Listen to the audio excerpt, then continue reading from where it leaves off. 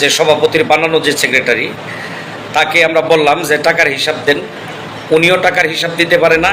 উনি বলে যে আমাকে দায়িত্ব দিছে, দেওয়ার পরে আমি হিসাব চাইছি, কিন্তু তারা আমাকে হিসাব দিচ্ছে না। কে কেমন কমিটি হইলো? আরে ভাই, যারা ডাকলে তারা যারা আসে তাদেরকে তো আমরা কমিটিতে রাখবো না। আপনারা না আসলে আমরা কারে রাখবো? 2টা বৎসর হয়ে গেছে, এই 2টা বৎসরে 12টা না বুঝি 13টা মিটিং হয়েছে। এই কথা বলি, কার কার মনের কি ব্যথা আমরা জানি, আমরা শুনি, আমরাও বলি, একটা জায়গায় আমরা পৌঁছতে পারবো। সকলকে আমরা সাধুবাদ জানাই, সালাম জানাই। সারা বাংলাদেশের এখন এই অনলাইনের যুগ, কে কি কমেন্টস করে না করে এটা সবাই দেখে। এখন আর এটা আড়াল থাকে না।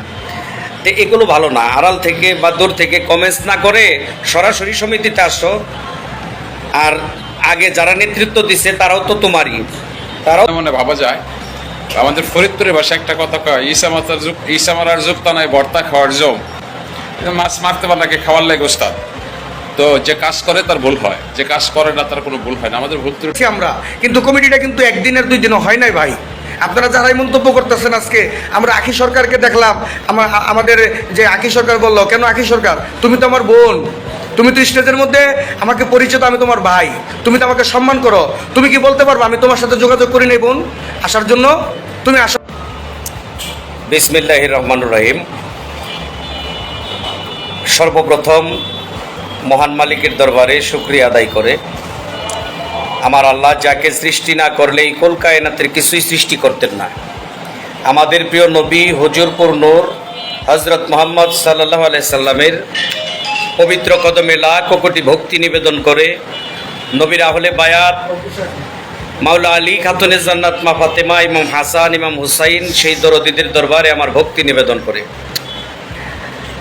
এই পৃথিবীর সমস্ত নবী অলি গাউস কুতুব যে যেখানে স্থান নিয়েছে সকলের দরবারে ভক্তি শ্রদ্ধা রেখে, যার আঙিনায় আসি হজরত শাহ আলী বাগদাদি রহমতুল্লাহ আলাইহ বাবা জানের দরবারে ভক্তি নিবেদন করে, আমার জন্মদাতা পিতা মাতার প্রতি ভক্তি শ্রদ্ধা রেখে, আমার মুর্শিদ কেবলা দয়াল বাবা মতিন শাহ রহমতুল্লাহ আলাইয়ের কদমে ভক্তি রেখে, আমার যিনি গানের গুরু বাবু সুনীল কর্মকার, আপনারা জানেন কিছুদিন আগে চলে গেছে না ফেরার দেশে, তার প্রতি আমার ভক্তি শ্রদ্ধা নিবেদন করে, দেশ এবং কি দেশের বাহিরে যে যেখানে আছেন সকল বাউল শিল্পী ভাই বোনদের এবং কি যারা বাউল প্রেমী, বাউল শিল্পীদের শুভাকাঙ্ক্ষী সকলের প্রতি শ্রদ্ধা সালাম। আসসালামু আলাইকুম ওয়া রাহমাতুল্লাহি ওয়া বারাকাতুহু। আজকে যে বিষয়টি নিয়ে লাইভে আসলাম, গতকালকে বাংলাদেশ বাউল সমিতির নতুন কমিটি ঘোষণা করা হয়েছে। আর এই কমিটি ঘোষণা করার পর মিডিয়াতে, ফেসবুকে, অনলাইনে প্রচারণা হয়েছে। দেখলাম অনেকেই কমেন্টস করতেছেন, দুঃখ প্রকাশ করতেছেন যে এই বাউল কমিটি, বাংলাদেশ বাউল সমিতির কমিটি এটা রাতের আধারে করা হয়েছে, অনেক যোগ্যতা সম্পন্ন শিল্পীদেরকে বাইরে রাখা হয়েছে, এই কমিটি আমরা মানি না, মানে বিভিন্নজন বিভিন্নভাবে কমেন্টস করতেছেন। তো আমি সেই ভাইদের উদ্দেশ্যে বলবো, বা যারা এই কমেন্টসগুলি করতেছেন তাদের উদ্দেশ্যে বলবো যে আপনারা অত্যন্ত মনোযোগ দিয়ে আমার এই কথাগুলো একটু শুনবেন, এটাই আমি আশাবাদী। যদি কথাগুলো শুনেন তাহলে বোল ভেঙে যাবে আশা করি। বাংলাদেশ বাউল সমিতির যে কমিটি ছিল সাবেক, ওই কমিটির সভাপতি ছিল আবুল সরকার সাহেব, সেক্রেটারি ছিল সেলিম মোল্লা, আমি ছিলাম সেক্রেটারির সাথেই সিনিয়র যুগ্ম সম্পাদক। তো 5ই আগস্টের পরে দলীয় কারণে, 5ই আগস্টের পরে দলীয় কারণে কমিটিটা এলোমেলো হয়ে যায়। কীরকম এলোমেলো হয়ে যায়? আমাদের কিছু শিল্পী আছে যারা বিভিন্ন রাজনৈতিক দলের সাথে জড়িত, যে কারণে মানে কমিটিটা এলোমেলো হয়। আর 5ই আগস্টের পরে গোটা বাংলাদেশেই অনেক কমিটি এলোমেলো হয়ে গেছে, এটা আপনারা জানেন। তো বাংলাদেশ বাউল সমিতির পক্ষ থেকে আমরা যারা ছিলাম বাউল সমিতির মধ্যে, আমরা আসছি, আসার পরে মিটিং করেছি, সাবেক কমিটির যারা তাদেরকে আমরা ফোনে জানিয়েছি, মিটিংয়ে থাকার জন্য অনুরোধ করেছি, রিকোয়েস্ট করেছি।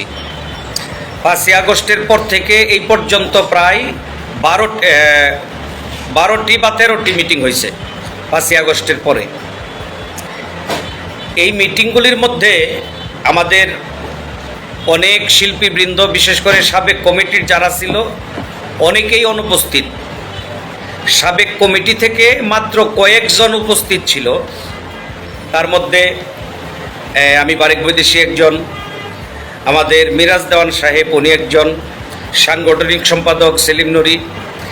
আর আগের যে কমিটি 5ই আগস্টের পরে যখন আমাদের সেক্রেটারি সেলিম মোল্লা যখন এই পদত্যাগ করলো, পদত্যাগ করার পরে ওখানে সেক্রেটারি বানানো হলো আব্দুল হালিম সাগর চানকে।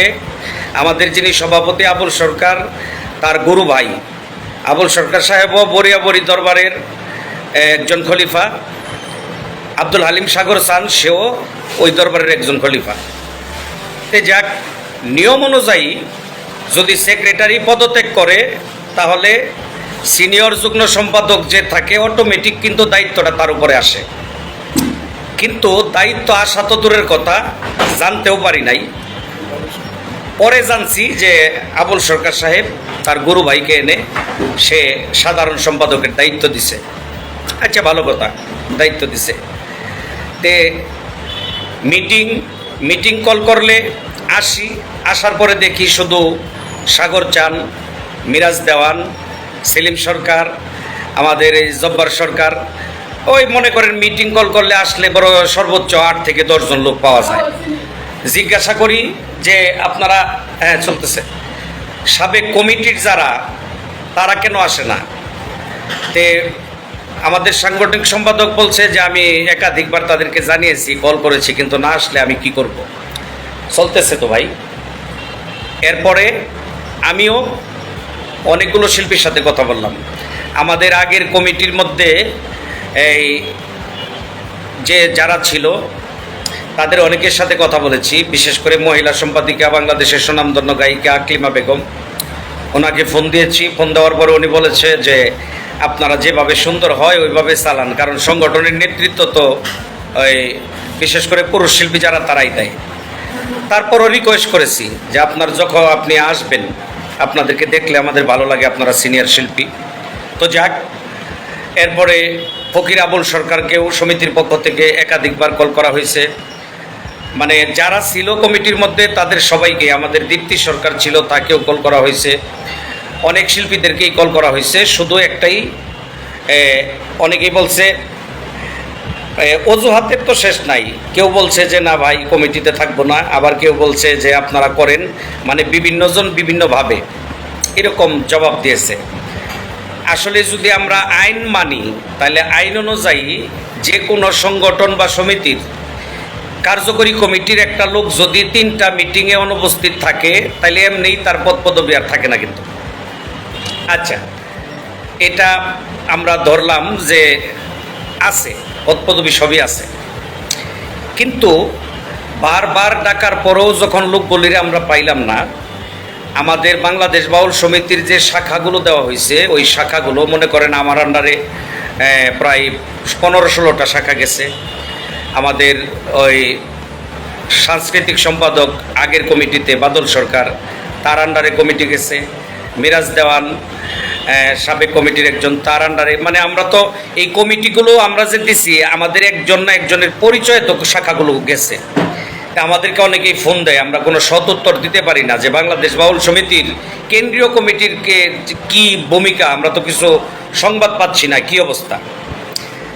তে 2টি বছর হয়ে গেছে, 2 বছরের মধ্যে বাংলাদেশ বাউল সমিতির কেন্দ্রীয় কমিটির মধ্যে কোনো নেতৃত্ব নাই, নেতৃত্ববিহীন।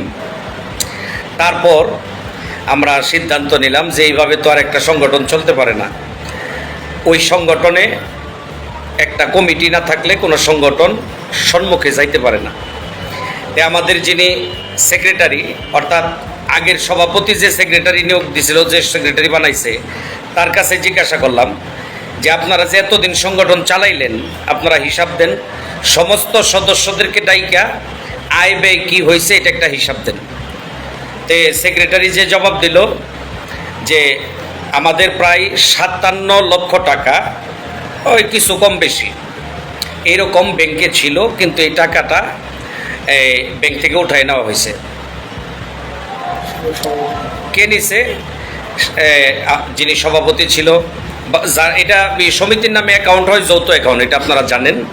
যারা ওই অ্যাকাউন্টে মানে টাকা তোলার মানে অধিকার যাদের ছিল, হ্যাঁ, সাবেক সভাপতি বা কোষাধ্যক্ষ, তাদের মাধ্যমেই টাকাটা আসছে।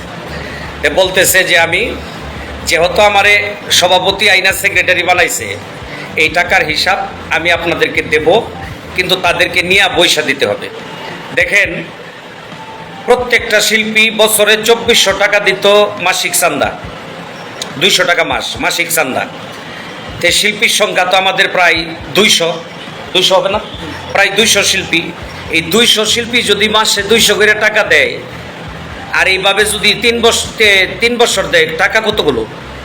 আচ্ছা, এরপরে একটা বায়না গেলে ওই যে রিসিট কাটা হয়, এই রিসিটের টাকা 300। একটা সিজনে যে একেবারে কম গায়, ও তো অন্তত 20 পালা গান করে, 20 পালা গান করলে তো 6000 টাকা তার মাধ্যমে আসে। তো এমনও তো শিল্পী ছিল যে শিল্পী সিজনে 100 পালা গান করে, 100 পালা গান করলে অন্তত 50টা রিসিট তো কাটা হয় তার নামে। আচ্ছা, তারপরও অন্য অনুদান আছে। আর বিশেষ করে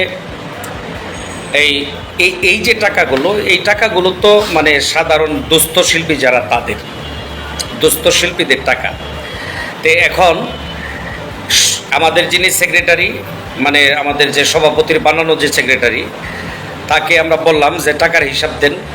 উনিও টাকার হিসাব দিতে পারে না। উনি বলে যে আমাকে দায়িত্ব দিছে, দেওয়ার পরে আমি হিসাব চাইছি, কিন্তু তারা আমাকে হিসাব দিচ্ছে না। একে একে অনেকবার মিটিং কল করেছি, তারা তাদেরকে পাওয়া যায় না। এখন সব মিলিয়ে যেটা বুঝলাম যে অনেক যোগ্যতা সম্পন্ন লোক, আগে যারা ছিল কমিটিতে তারা সকলেই যোগ্যতা সম্পন্ন লোক, ভালো শিল্পী, কিন্তু বিষয়টা হইতেছে ডাকলে তাদেরকে পাওয়া যাচ্ছে না, তাদেরকে আমরা পাইতেছি না। আরেকটা হলো ওরা আসতেছে না, মানে কিছু কিছু আসতেছে না দলীয় কারণে, আশা করি বুঝতে পারছেন। আবার কিছু কিছু আসতেছে না যে গেলে তো হিসাব দিতে হইব, টাকা দিতে হবে। এই দুইটা কারণে, একটা হইতেছে কিছু কিছু আসতেছে না দলীয় কারণে, আবার কিছু কিছু আসতেছে না এই টাকা দিতে হবে এই কারণে। আচ্ছা, যা হোক, এখন এই জন্য তো আর সংগঠন বসে থাকতে পারে না। আর বাংলাদেশ বাউল সমিতি সরকারি রেজুলেশন প্রাপ্ত একটা সংগঠন। এই সংগঠনটা যিনি আমাদেরকে দান করে গেছে, আপনারা সকলেই চিনেন, জানেন। আমরা শ্রদ্ধাভরে স্মরণ করি সবসময় তাকে, শাহজাহান ভান্ডারী সাদুল্লাপুরী। উনি এই বাউল সমিতির অফিসটা কিনে এটা বাউলদেরকে দিয়ে গেছে। দায়িত্ব যারই দেখ, পরিচালনা করার দায়িত্ব সে যাকেই দেখ, সমস্যা নাই, কিন্তু ওখানে এটা বাউলদের অফিস। তে আমরা যারা বাংলাদেশ বাউল কমিটি, এই বাউল সমিতির সদস্য, আপনাদেরকেই বলি, আমরা যদি বাউল সমিতিতে আসি, আমরা যারা বাউল সমিতির অন্তর্ভুক্ত, এটা তো আমাদের অফিস, এখানে তো আমাদের এসে বসতে হয়। আর এই সংগঠনটা তো আমরা ছেড়ে দিতে পারি না। এতবার ডাকার পরেও সাবেক কমিটির লোকগুলোকে আমরা পাইলাম না, আসলো না। তাহলে আপনাদের বিবেচনায় কি বলে, আমরা কি এই সংগঠনটা বিলুপ্তি করে দেবো? এটা কি বিলুপ্ত হয়ে গেলে ভালো হবে? কোটি টাকার সম্পদ, একজন মহান হৃদয়ের মানুষ, একজন বড় মনের মানুষ বাউলদেরকে দিয়ে গেছে। এখানে বাউল শিল্পীরা আসবে, বাউল সমিতির বাউলরা চালাবে। তে আমরা কি এই সংগঠনটা বন্ধ করে দিতে পারি, বিলুপ্তি করে দিতে পারি? বলেন, এই বিবেচনা আপনাদের কাছে রইল। আর সংগঠন ছাড়া তো চলে না। অনেকবার ডাকাডাকি করার পরই ওই যে যোগ্যতা সম্পন্ন লোকগুলিরে একাধিকবার ফোন করার পরে, ডাকাডাকি করার পরে যখন পাইলাম না, পরিশেষে একটা সিদ্ধান্ত হলো যে আমরা কমিটি করব। কমিটি কি?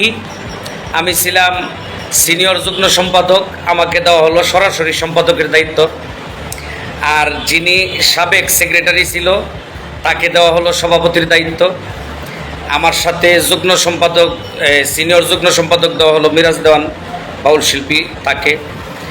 এরপরে সিনিয়র সহসভাপতি দেওয়া হলো আমাদের আক্কাস দেওয়ান ভাইকে, উনি আগেও সহসভাপতি ছিল। যা হোক, এইভাবে আমরা নতুন পুরাণ মিলিয়ে আমাদের শরীয়ত সরকার বাউল শিল্পী আপনারা চিনেন, তাকেও দেওয়া হলো সহসভাপতির দায়িত্বে। তে আমরা নতুন পুরাণ মিলিয়ে এইভাবে কমিটিটা সাজাইয়া ঘোষণা করছি।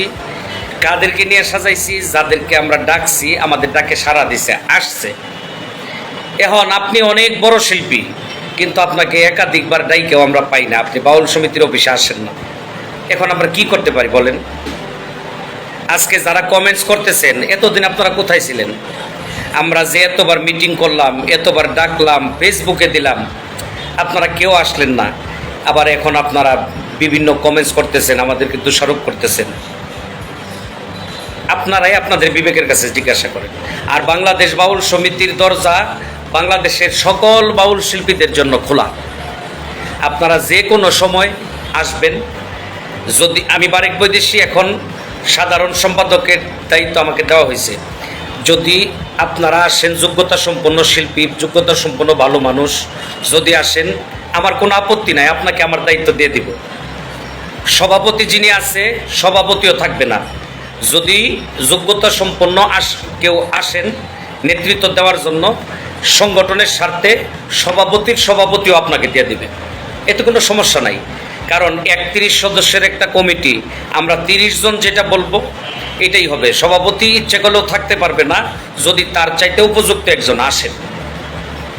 যদি আমরা মনে করি যে আপনার যোগ্যতা সম্পন্ন আপনি মানুষ, বা আপনার যোগ্যতা বেশি, তাহলে ওই পদও আপনি পাবেন।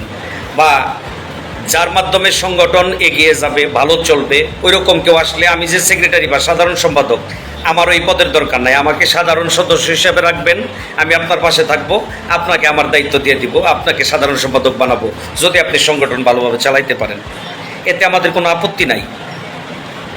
আমি বলবো, এই যে দূরে থেকে ফেসবুকে আজে বাজে কমেন্টস না করে, দয়া করে বাংলাদেশ বাউল সমিতির অফিসে আসেন।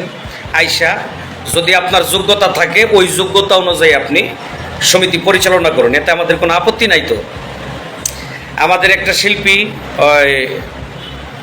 আমার সাথে ভালো সম্পর্ক, সে আমাকে বাবা বলে ডাকে, আমি সন্তানের মতো দেখি, রাসেল দেওয়ান, আমাদের আক্কাস দেওয়ান ভাইয়ের ছাত্র। তার কিছু কমেন্টস দেখলাম যে এই কমিটি মানি না, আর ময়মনসিংহের দল যেখানে যায় সেখানেই ঝামেলা, এরকম কিছু কথাবার্তা।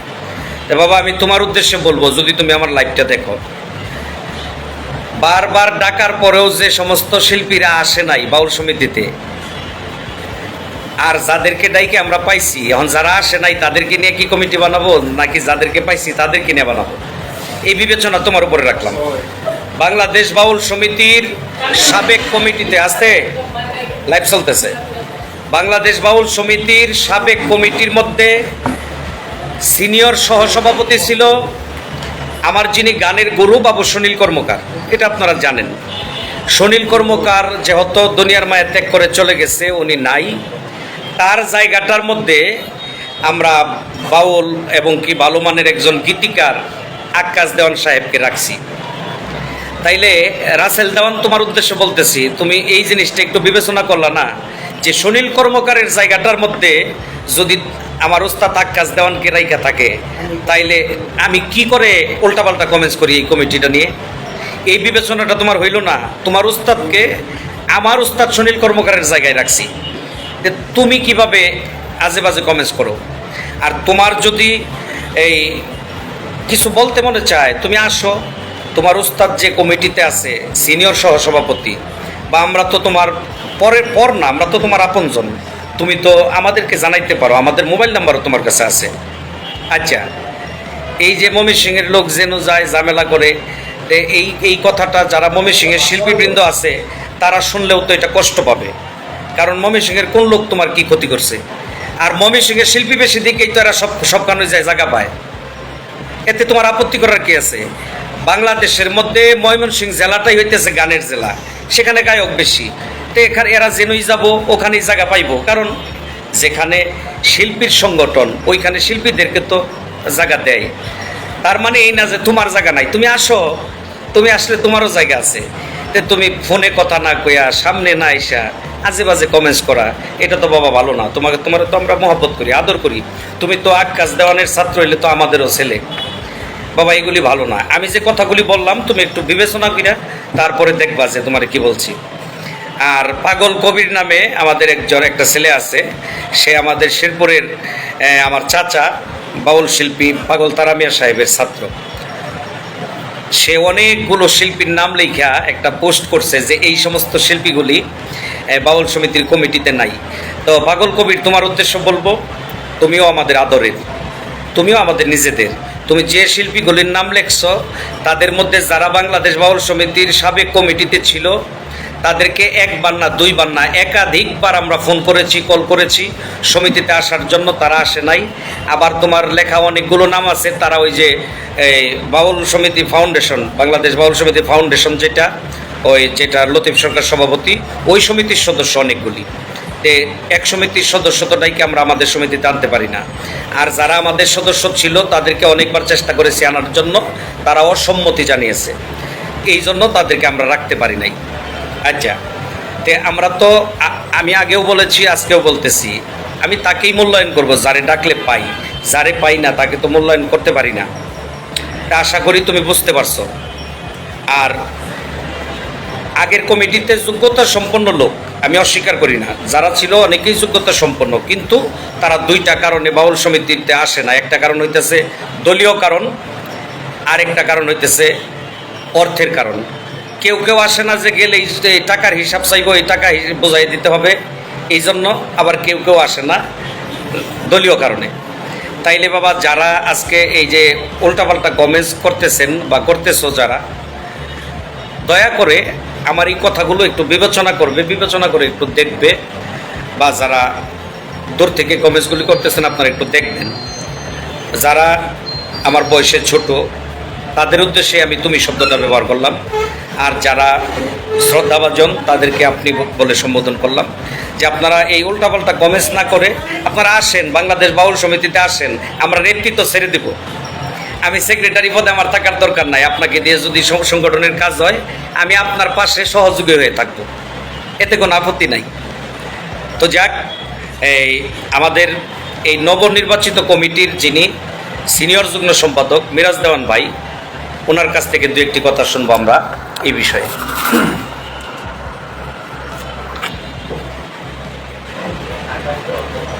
বিসমিল্লাহির রহমানির রহিম।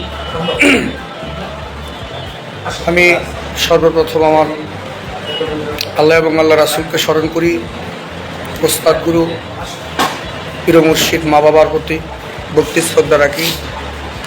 পাশে যার আঙ্গিনায় বসে আছে সে আমাদের সুলতানুল আউলিয়া হজরতে শাহ আলী বাগদাদি রহমতুল্লাহ আলাইহি বাবার চরণ মুবারকে ভক্তি, বাবার রওজায় ভক্তি রাখি। আসলে আমাদের সম্মানিত বর্তমান নবনির্বাচিত সাধারণ সম্পাদক, যিনি আমার আত্মার মানুষ, বারেক বৈদেশি ভাই, তিনি এতক্ষণ সময় আপনাদের জন্য বা আপনাদের সাথে দীর্ঘ সময় যে কথাগুলো বললেন, এটা বাংলাদেশ বাউল সমিতি বিষয় নিয়ে প্রত্যেকটা কথাই আমার মনের কথাই।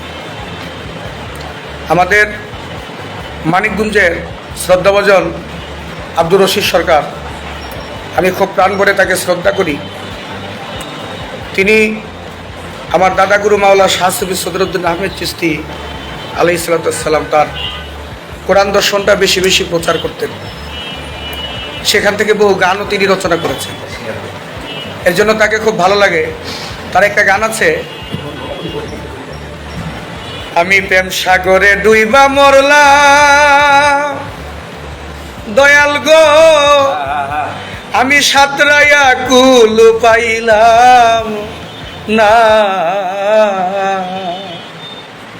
আমার এই পোড়া কপাল জোরারে লাগলো না।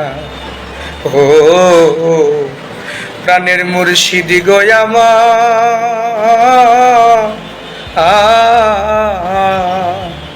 আমার পোড়া কপাল জোড়ারে লাগলো না।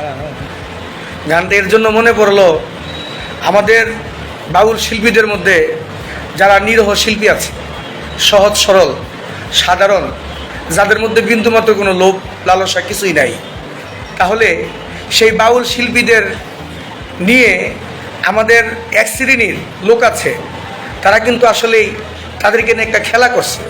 কেমন দেখেন, আমাদের সাবেক যে আমাদের কমিটিটা ছিল 5ই আগস্টের আগে, এই 5ই আগস্টের আগে সাবেক কমিটিতে আমি ছিলাম, কিন্তু সমাজ কল্যাণ সম্পাদক পদে আমাকে রাখা হয়েছিল। কিন্তু সমাজ কল্যাণ সম্পাদক পদে থাকা অবস্থায় আমার যে একটা দায়িত্ব কর্তব্য ছিল, আমার যে অবস্থানটা ছিল, ওই জায়গাটা কিন্তু আমি কোনোদিনও বুঝতে পাই নাই, বা ওই জায়গায় থাইকা কোনোদিন বলতেও পারি না যে আমি এই জায়গাটার মধ্যে আছি। যার জন্যে দুঃখ হয়, এখন শুনি যে আমাদের সংগঠন থেকে 57 লক্ষ টাকা, প্রায় একটু কম বা বেশি, আমাদের সেক্রেটারি সাহেব বললেন, আমিও শুনতেছি যে আমাদের বর্তমান নবনির্বাচিত সভাপতি সাহেব, আমাদের দয়াল সাগরচান, হালিম সাগরচান সাহেব, তার মুখেও শুনেছি যে এই সংগঠনের যে 57 লক্ষ টাকা, এই সাবেক কমিটি ছিলেন, যিনি সভাপতি ছিলেন, যিনি সেক্রেটারি ছিলেন, যিনি কোষাধ্যক্ষ ছিলেন, তারা এই টাকাগুলো কি করলেন? অথচ নিরহ একটা বাউল, এই যে বৎসরে কুরবানির একটা ঈদ আসে, এই কুরবানির ঈদে আধা কেজি পরিমাণ মাংস পায় না, এমনও বাউল শিল্পী আছে, কুরবানির মাংসটা মানুষের বাড়িতে চাই আনবো, সেই মাংসটার জন্য লজ্জায় যাইতে পারে না। কারণ শিল্পীদের কিছু না থাকতে পারে, তাদের একটা আত্মসম্মান আছে, তাদের একটা মান সম্মান আছে, তারা ইচ্ছা করলে যাইতে পারে না, কিন্তু তারপরও তারা সংগঠনে টাকা দিছে। কিন্তু সেই টাকা অথচ তারা সাবেক কমিটির এক শ্রেণীর কর্মকর্তা যারা আছে, তারা আত্মসাৎ করে খাইছে। অথচ আমাদের নিরহ শিল্পীদের জন্য এক টুকরা মাংস তাদের ভাগ্য হয় নাই কুরবানির মধ্যে শিল্পীদেরকে দেওয়ার জন্য, শিল্পীদের করে হাতে তুইলা যে নাও তোমাদের বাল বাচ্চারা নিয়ে খাওয়ায়ও। কিন্তু শিল্পীরা তো মানুষের বাড়িতে মাংসের জন্য যেতে পারে না, তারা এক টুকরা মাংসের জন্য টোকায় আনতে পারে না, তারা না খায় থাকে, কিন্তু তারপরও তারা কারো কাছে যাবে না। কিন্তু শিল্পীদের এই চরিত্রটা নাই, যার জন্যে আমার বলতে হয়, যেমন এই যে বছর একটা ঈদ, রোজার ঈদ, এই রোজার ঈদের মধ্যে আমাদেরকে আমরা পারি না যে আমাদের সাধারণ শিল্পীদেরকে আমরা কিছু সেমাই, চিনি বা কিছু কাপড় চোপড় দেওয়ার জন্য। সাধারণ শিল্পী যারা আছে সবাই তো আর সচ্ছল না, কিন্তু আমরা এখন দেখি, এখন শুনি যে এতগুলা টাকা সংগঠন থেকে এবং ব্যাংক থেকে আত্মসাৎ হয়ে গেছে, উধাও হয়ে গেছে, কিন্তু এই টাকার জবাব তাদের দিতে হবে। আমাদের এটা সরকারি নিবন্ধিত সংগঠন, এটা সমাজ কল্যাণ অধিদপ্তর থেকে আমাদের নিবন্ধিত সংগঠন বাংলাদেশ বাউল সমিতি। এখন আপনারা যারা বলতেছেন আমাদেরকে, এই কমিটিটা করেছি আমরা, কিন্তু কমিটিটা কিন্তু একদিনের 2 দিনও হয় নাই ভাই। আপনারা যারাই মন্তব্য করতেছেন, আজকে আমরা আখি সরকারকে দেখলাম, আমাদের যে আখি সরকার বললো, কেন আখি সরকার, তুমি তো আমার বোন, তুমি তো স্টেজের মধ্যে আমাকে পরিচিত, আমি তোমার ভাই, তুমি তো আমাকে সম্মান করো, তুমি কি বলতে পারবো আমি তোমার সাথে যোগাযোগ করি নাই বোন আসার জন্য? তুমি আসো নাই। আমাদের শ্রদ্ধাভাজন আকলিমা বেগম, তিনি আমার মায়ের মতো, আমি যাকে মা বলে ডাকি, তিনি বলতে পারবে যে মিরাজ দেওয়ান তার পায়ে ধরা বাকি আছে, আমি পায়ে পর্যন্ত ধরছি মোবাইল ফোনে, যে আম্মা একবার আসেন, আইসা আপনাদের নেতৃত্বে আপনারা আমাদেরকে যেই দিক নির্দেশনা দিবেন, আমরা সেই দিক নির্দেশনা নিয়ে চলবো। আমাদের আসে নাই। আমাদের শ্রদ্ধাভাজন ফকির আবুল সরকার সাহেব, তিনি কি বলতে পারবে যে আমরা তার সাথে যোগাযোগ করি নাই সংগঠনের পক্ষ থেকে? আমরা কাউরে পাই নাই। আমাদের সালেহা বেগম, পুরাতন প্রবীণ শিল্পী, যিনি গণি সরকার সাহেবের স্ত্রী, অর্ধাঙ্গিনী সহধর্মিনী, আমাদের শ্রদ্ধাভাজন সালেহা বেগম, আমি তাকে ফোন দিছি, তিনি কি বলতে পারবে যে মিরাজ দেওয়ান আমাকে ফোন দেয় নাই? আমি কারে ফোনটা আমরা না দিছি, সংগঠন থেকে এক একজন শিল্পীকে ফোন দিছে। আমরা সবার সাথে বলছি, দেখেন 5ই আগস্টের পরে আমাদের যেই পরিস্থিতিটা হয়েছে, আমাদের সংগঠনটা যদি দাঁড়াইতে না পারি, সিজনটা আসলে শিল্পীরা বসবে কোথায়? বসার একটা জায়গা লাগবে। সেই বসার জায়গাটার জন্য আমাদের সংগঠনটা তৈরি করে, আমাদের কমিটিটা তৈরি করে আমরা একটা বসার জায়গা নেব। কারণ আমাদের যে গড়টা দিয়ে গেছেন আমাদের শ্রদ্ধেয় শাহজাহান সাহেব, তিনি তো বাউলদের জন্য এটা লিখিত দিয়ে গেছেন, তার ঋণ তো কখনো শোধ করা যাবে না। কারণ যিনি বিপদ গেলে 1 গ্লাস পানি দেয়, সেটা মনে রাখতে হয়। আমরা তাকে প্রাণ ভরে শ্রদ্ধা করি, আজীবন শ্রদ্ধা করব ওনাকে, কারণ তিনি বাউলদের জন্য একটা কিছু করে গেছেন। তাহলে আমাদের শ্রদ্ধাভাজন সিনিয়র শিল্পীবৃন্দ যারা আছেন, তারা কি করলেন আমাদের সাধারণ শিল্পীদের জন্য? আপনারা কি এই প্রশ্নটা করেন না তাদেরকে, যে আপনারা আজকে যে কমিটিটা হয়েছে এই কমিটির মধ্যে আপনারা নাই, আপনাদের সাথে কি কেউ যোগাযোগ করে নাই? এমনকি প্রমাণ আপনারা দেখাইতে পারবেন? আপনাদের সাথে যোগাযোগটা করে নাই আপনারা? আচ্ছা, যোগাযোগটা আমরা না করলাম, বলেন তো 5ই আগস্টের পরে এই সংগঠনের শিল্পীদেরকে আপনারা একটা খোঁজ খবর নিলেন না? সংগঠনটা কোথায় আছে, কেমন আছে, এই খবরটা আপনারা নিলেন না? আপনারা আমাদের বটবৃক্ষ হইলেন কি করে? আমরা তো আপনাদের ছায়াতলে আশ্রয় নিতে চাই, আপনারা আমাদের মুরব্বী, আপনারা আমাদের অভিভাবক। তাহলে আপনারা যদি আমাদেরকে জিজ্ঞাসা না করেন, আমাদেরকে খবর না নেন, আমরা যাব কোথায়? আমরা উল্টে আপনাদেরকে খবর নেই, তারপরও আপনারা আসেন না, আপনারা যোগাযোগ করেন না, যার জন্যে আপনারা আবার বক্তবিন্দু দিয়া, বিভিন্ন লোকজন দিয়া আমাদেরকে ফেসবুকে মন্তব্য করান, এইটা কমিটিকে কেমন কমিটি হইলো। আরে ভাই, যারা ডাকলে তারা যারা আসে তাদেরকে তো আমরা কমিটিতে রাখবো না? আপনারা না আসলে আমরা কারে রাখবো? 2টা বৎসর হয়ে গেছে, এই 2টা বৎসরে 12টা না বুঝি 13টা মিটিং হয়েছে। এই 13টা মিটিংয়ের মধ্যে আমরা গোটা কয়েকজন লোক ছাড়া, সাগর চান, আমাদের সেলিম নুরি, আমাদের জব্বার সরকার, আমাদের বারেক বৈদেশি, আমাদের হেলাল দেওয়ান, আমরা যারা আছি এই কয়েকজন লোক ছাড়া আমরা কোনো কমিটিতে কাউরে পাই নাই, মিটিংয়ের মধ্যে পাই নাই। তাহলে তো সংবিধান আছে যে 3টা মিটিংয়ে যদি কোনো সদস্য বা কোনো কর্মকর্তা অনুপস্থিতি থাকে, যারা উপস্থিত থাকবে না তাদের সদস্যপদ এমনি বাতিল হয়ে যায়, এটা আপনারা জানেন। তারপরেও কিন্তু আমরা এটা কখনো চিন্তা ভাবনা করি নাই। আমাদের টার্গেট হচ্ছে আমরা সংগঠনটাকে সুন্দর করে আমরা সাজাবো। আমি এখন অনুরোধ করে আপনাদেরকে বলি, আপনারা যারা আছেন এই কমিটি যে হয়েছে, আপনারা এখনো সময় আছে, আমাদের পথ আমরা ছেড়ে দিব, আপনারা তারপরও আসেন। আপনারা আইসা এই হাল ধরেন শিল্পীদেরকে, সাধারণ শিল্পীদেরকে বাঁচান, সাধারণ শিল্পীদেরকে আর আপনারা বিপদে ফেলায়েন না। বাংলাদেশ বাউল সমিতির নেতৃত্বে আপনারা সমস্ত শিল্পীদেরকে বাঁচান। আমি অনুরোধ করে আপনাদেরকে বলি, দূর থেকে দয়া করে আমাদেরকে কষ্ট দেন না, আপনারা ডিল মাইরেন না, আপনারা বাস্তব আইসা আমাদের সাথে দেখেন। আমরা আপনাদেরকে সহস্তে, আমার সিনিয়র সাধারণ সম্পাদক আমাকে বানানো হয়েছে, কিন্তু আমি পদ ছেড়ে দিব, তারপরও আমি সাধারণ সদস্য পদে থাকবো। আমি কথা দিচ্ছি আপনাদেরকে, আপনারা আসেন, আপনারা এখনো সময় আছে, আপনারা নেতৃত্ব দেন। আমরা মিলেমিশে থাকতে চাই। আমাদের মধ্যে মান অভিমান থাকতে পারে, কিন্তু শিল্পীদের মধ্যে কোনো প্রতিহিংসা নাই। আমরা প্রতিহিংসা নিয়ে থাকতে চাই না। আমরা মানুষকে বলি যে আমরা রিপুমুক্ত হব, কিন্তু না, আমরা রিপুমুক্ত মানুষকে বলি যে আমরা রিপুমুক্ত হব, রিপুমুক্ত হন, কিন্তু আমরা নিজেরাই রিপুমুক্ত হই না। যার জন্য অনুরোধ করে আপনাদেরকে বলি, আপনারা আসেন, আমরা আধ্যাত্মিক কথা বলি, আমরা গুরু গোসাদের কথা বলি, আমরা আহলেবাদের কথা বলি, আমরা পীর মুর্শিদের কথা বলি। এর জন্য আপনারা কষ্ট নিয়েন না মনে, আপনারা দয়া করে আপনারা আমাদের কাছে আসেন। আমরা আপনাদের নেতৃত্বে আমরা আবার নতুন করে চলতে চাই, এই অনুরোধ রইল সবার প্রতি। তারপরে দূর থেকে আমাদেরকে আপনারা এই মন্তব্য করে কষ্ট দিয়েন না। সবার প্রতি সালাম ভক্তি রইল। ভালো থাকবেন। আসসালামু আলাইকুম। আমাদের মিরাজ দেওয়ান ভাই অনেকগুলো মূল্যবান কথা বললেন। অনেকেই কমেন্টস করতেছেন, কিন্তু জবাব দিতে পারতেছি না। নজরুল সরকার, মিরপুরে বাউল সমিতি কয়টা? মিরপুর বাউল সমিতি 2টা। একটা হইতেছে বাংলাদেশ বাউল সমিতি ফাউন্ডেশন, এটার সভাপতি আমাদের শিল্পী লতিফ সরকার। আর বাংলাদেশ বাউল সমিতি, এটা এই যে আমরা যে সমিতি নিয়ে কথা বলতেছি, বাংলাদেশ বাউল সমিতি সরকারি। এটা মানে শাহজাহান ভান্ডারী সাদুল্লাহপুরী উনি আরও ওই 25 বছর আগেই কোটি টাকা দিয়ে সমিতির অফিস কিনে এটা বাউল শিল্পীদের নামে অক্ষ করে দিছে।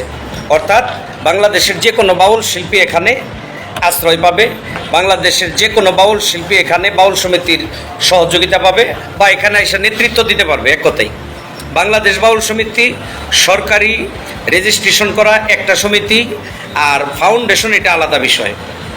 যাক, ওই যে জিজ্ঞাসা করছেন কয়টা, এই জন্য বললাম বাংলাদেশ বাউল সমিতি একটাই রেজিস্ট্রেশন করা, বা বাংলাদেশ বাউল সমিতি সরকারিভাবে, আর এই বাউল সমিতির আন্ডারেই আমরা আছি। তো যাক, আবারও বলছি, ও আমাদের আকি সরকার, আমাকে মামা বলে ডাকে, মেয়েটা বাউল শিল্পী, আমিও তাকে স্নেহ করি। তারও কিছু কমেন্টস আমি দেখছি। বাবা, মনে কষ্ট নেওয়ার কিছু নাই। তুমি যাদের কথা ইঙ্গিত করছো, আমরা তাদেরকে একাধিকবার ডাকছি, তারা আসে নাই। এখন তুমি কি চাও যে এই সংগঠন বিলুপ্ত হয়ে যাক, বাংলাদেশ বাউল সমিতি শেষ হয়ে যাক? আশা করি তুমিও এটা চাইবা না। তে মোবাইলে কমেন্টস না করে আসো, বাউল সমিতির অফিসে আসো। আগেও বলছি, এখনও বলছি, যারা ভালোভাবে নেতৃত্ব দিতে পারবে, ভালোভাবে বাংলাদেশ বাউল সমিতি তোমরা চালাইতে পারবে, তোমরা চালাবে, আমরা পাশে থাকবো ইনশাল্লাহ, সমস্যা নাই। দূর থেকে মন্তব্য করা, এখন এই অনলাইনের যুগ, কে কি কমেন্টস করে না করে এটা সবাই দেখে, এখন আর এটা আড়াল থাকে না। তো এগুলো ভালো না। আড়াল থেকে বা দূর থেকে কমেন্টস না করে সরাসরি সমিতিতে আসো। আর আগে যারা নেতৃত্ব দিছে তারাও তো তোমারই, তারাও তো তোমার লোকজন, ঠিক আছে, তাদেরকে আমরা কতবার ডাকছি, শোনো তোমরা বাইশা দেখো। আমি আবারও বলছি, বাংলাদেশ বাউল সমিতির সাবেক কমিটিতে যারা ছিল তারা দুইটা কারণে আসে না। একটা, কিছু লোক আছে রাজনৈতিক কারণে, দলীয় কারণে, আবার কিছু লোক আছে ওই যে আসলে হিসাব দিতে হবে। এখানে সাধারণ মানুষের টাকা পয়সা আছে। যেমন 200 শিল্পী যদি আমরা মাসিক চাঁদা দিয়ে থাকি, প্রতি মাসে 200 করে একক জনে, কত টাকা হয়, বছরে কত টাকা, এই কয়েক বছর যে চলছে এই কয়েক বছরে কত টাকা হয়েছে, এই হিসাবটা তো দিতে হবে আসলে। এই জন্য অনেকেই আসে না। তো যাক, না আসলে তো তারা আর জোরে আনা যায় না। অপারক হয়ে আমরা একটা কমিটি করছি। আজকে কমিটি করার পরে কত সমালোচনা, এই সমালোচনাগুলি আসো তোমরা সমিতিতে আইসা করো, ঠিক আছে। আর বারবারই একটা কথা বলি, দূর থেকে এগুলো সমালোচনা না করে কাছে আসো, আসিয়া তোমরা নেতৃত্ব দাও, আমাদের কোনো আপত্তি নাই। যদি তোমাদের নেতৃত্বে যদি সংগঠনের ভালো হয়, শিল্পীদের কল্যাণ হয়, এটা আমাদের কোনো আপত্তি নাই। আমরা আছি, তার মানে এই না আমরা থাকবো না, আমরাও আছি। আমরা তোমাদের পাশে থেকে সহযোগিতা করবো ইনশাল্লাহ। আমাদের ঝর্ণা সরকার, বাংলাদেশ বাউল সমিতির সাবেক সভাপতি সুবহান সরকার সাহেব, শ্রদ্ধা নিবেদন করি তার দরবারে। ওনার কাছ থেকে যখন সভাপতি নেওয়া হলো, সভাপতি হলো আবুল সরকার সাহেব। উনি সুবহান সরকার যতদিন সভাপতি ছিল আমাদেরকে অনেক আদর করতেন, মহব্বত করতেন। আর তারই মেয়ে আমাদের বোন ঝর্ণা সরকার, যদিও সে দেশের বাইরে, তারও একটা কমেন্টস দেখেছি। সেই কমেন্টসে সে যে বিষয়টা নিয়ে কমেন্টস করছে, আমাদের এই নতুন কমিটির মধ্যে সহসভাপতি দেওয়া হয়েছিল কবির সরকারকে। কবির সরকার কালকে মিটিংয়ের মধ্যেও বক্তব্য দিয়ে গেছে, সবার সাথে একমত পোষণ করে গেছে। এরপরে গিয়া দেখলাম একটা স্ট্যাটাস দিছে যে বাংলাদেশ বাউল সমিতির কমিটি আমার অনুপস্থিতিতে হয়েছে। আমি যতটুকু জানি 3টা মিটিং হয়েছে, 3টা মিটিংয়ের মধ্যেই কবির সরকার ছিল উপস্থিত, এবং কি কালকে পরিচিতি সবার মধ্যে উপস্থিত ছিল। এখন জানি না সে কার মন রক্ষা করার জন্য বা কি কারণে এরকম পোস্ট দিল যে আমার অনুপস্থিতিতে 3টা মিটিং করা হয়েছে। সে নিজে থেকে সাধারণ সম্পাদক হওয়ার দাবি করছিল। যাই হোক, ওটা মানে যারা ছিল তারা ওইভাবে গ্রহণ করে নাই। এরপরে সিনিয়র সহসভাপতি, এই বিষয়টাও তার দাবি ছিল। তো সিনিয়র সহসভাপতি যেহেতু আমাদের এই যে আকাশ দেওয়ান ভাই, তাকে দেওয়া হয়েছে। তারপরেই দেওয়া হয়েছে এই কবির সরকারকে। তারপরে সে কি মনে করে এই কথা বললো যে আমার অনুপস্থিতিতে আপনি যে 3টা মিটিংয়ে উপস্থিত ছিলেন, আপনার সাইন তো আছে, রেজলিউশন আছে, এটা তো অস্বীকার করার কোনো ভাব নাই। আপনি যে চাপে পড়েই যার মন রক্ষা করার জন্যই এই কথা বইলা থাকেন যে আমার অনুপস্থিতিতে কমিটি হয়েছে, এই কথাটা সঠিক বলেন নাই। কারণ আপনি উপস্থিত ছিলেন, আপনার সাইন আছে, ওখানে সিদ্ধান্ত হয়েছে আপনি সহসভাপতি থাকবেন, ঠিক আছে। আচ্ছা, তারপরেও যদি আপনি না থাকেন তো এখানে জোরের কিছু নাই, হয়তো আপনি না থাকলে আপনার জায়গায় আরেকজন আসবে, ঠিক আছে। আর যারা দূর থেকে কমেন্টস করতেছেন, আপনাদের উদ্দেশ্যে একটা কথাই বলবো, আপনারা বাংলাদেশ বাউল সমিতিতে আসেন। সকল বাউল শিল্পীদের জন্য বাংলাদেশ বাউল সমিতি খোলা। তো যাক, এই মুহূর্তে আপনাদের সম্মুখে দু একটি কথা বলবে আমাদের সংগঠনের বিষয় নিয়ে। আমাদের বাংলাদেশ বাউল সমিতির সাবেক সাংগঠনিক সম্পাদক, বর্তমানও সাংগঠনিক সম্পাদক আমাদের সেলিম সরকার ভাই। শেষ করুন, পরে কথা কোন লাইভ চলতেছে, কথা বলেন। হ্যাঁ বাজান জি। বিসমিল্লাহির রহমানির রহিম। দেশ ও দেশের বাইরে বাউল বিচার গানের যত শিল্পীবৃন্দ, আমার ভাই বন্ধুরা আসছেন, সকলকে সাধুবাদ জানাই, সালাম জানাই, সম্মান করি। দেখেন, 2টা বৎসর আমাদের এই সমিতির কোনো কার্যকলাপ ছিল না। আমরা একজন জ্ঞানী বাউল, গুণী বাউল আমরা খুঁজছি 2 বৎসর। আমরা এমনি বসে রয়েছি, কেউ আমাদের ডাকে সাড়া দেয় না। এভাবে তার দিন যায় না, একটা সমিতি চলে না। আমরা একাধিক 12 বার মিটিং ডাকানোর পরে আমরা একটা সিদ্ধান্ত নিচ্ছি যে এই মিটিংয়ের কার্যক্রম সব বন্ধ হয়ে গেছে। সভাপতি সেক্রেটারি লাগে, সেক্রেটারি সেক্রেটারি লাগে, এখানে কেউ নাই। যেমন হ্যাঁ, মাঝি ছাড়া একটা নৌকা ঘুরতেছে। তা আমরা একটু, হয়তো আপনারা অনেকে জানেন, অনেকে জানেন না, আমরা পরিস্থিতির কারণেই আমরা একটা সমিতি করছি। সমিতি স্থায়ী না, কমিটি করছি, এটা স্থায়ী না। আসেন, এখানে মেম্বারশিপ গ্রহণ করেন, এখান থেকে আবার নতুন প্রজন্মে নতুন নেতৃত্ব দিবে। নেতৃত্ব কালকে শেষ হইতে পারে, যে যোগ্য লোক থাকে, তাই না? আসতে হবে। আপনি ওখানে ফাঁকাতে বসে বসে বলে আমি তো সভাপতি হইতে চাইছিলাম, হইলে ভালো হইতো, বিষয়টা এরকম না। এরকম না, মনে মনে ভাবা যায়। আমাদের ফরিদপুরের ভাষায় একটা কথা কয়, ইসা মারার যুগ তা নাই ভর্তা খাওয়ার জম। মাছ মারতে পারলে খাওয়ার লাগে ওস্তাদ। তো যে কাজ করে তার ভুল হয়, যে কাজ করে না তার কোনো ভুল হয় না। আমাদের ভুল ত্রুটির উদ্যমরা না, ভুল ত্রুটি হতেই পারে। তো আপনারা সমনি মানুষগুলা সবাই আসেন, বসি, কথা বলি, কার কার মনের কি ব্যথা আমরা জানি, আমরা শুনি, আমরাও বলি, একটা জায়গায় আমরা উপস্থিত পারবো। সকলকে আমরা সাধুবাদ জানাই, সালাম জানাই। সারা বাংলাদেশের বাউলদের জন্য, আমাদের বাংলাদেশ বাউল সমিতি উন্মুক্ত, খোলা, সব সময়ের জন্য, সকলের জন্য। আপনারা আসেন, আলহামদুলিল্লাহ, ভালো থাকেন। আসসালামু আলাইকুম। সকল বাউল শিল্পী ভাই বোনদের প্রতি শ্রদ্ধা নিবেদন করে বিদায় নিচ্ছি। ভালো থাকবেন সকলেই, ধন্যবাদ।